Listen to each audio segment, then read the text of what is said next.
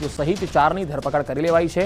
નિકુંજ આંબલિયા, અનુજ શાહ, કેતન સાગર અને મિતુલ ગોટીની ધરપકડ કરાઈ છે। માથે દેવું થઈ જતા હીરા ચીટિંગનો પ્લાન બનાવ્યો હતો।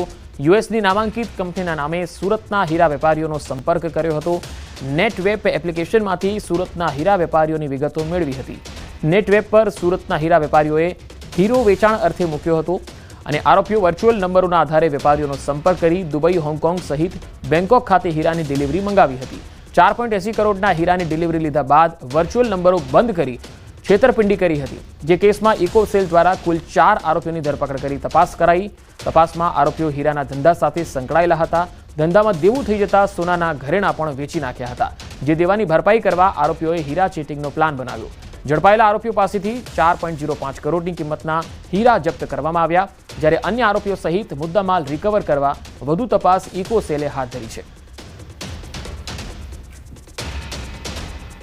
સૌથી પહેલા ઇન્ટરનેટ ડોંગલ માટે ડમી સિમ કાર્ડ ખરીદ્યું હતું અને ત્યારબાદ અલગ અલગ વર્ચ્યુઅલ ગેટવે પરથી અમેરિકન નંબર એસ્ટાબ્લિશ કર્યા હતા, વોટ્સઅપ નંબર, અને એની ઉપર અમેરિકન કંપનીઓના જે ઓનર છે, એમ્પ્લોયી છે, એના ડીપી મૂક્યા હતા અને સ્ટેટસમાં અમેરિકન કંપનીના નામ મૂક્યા હતા।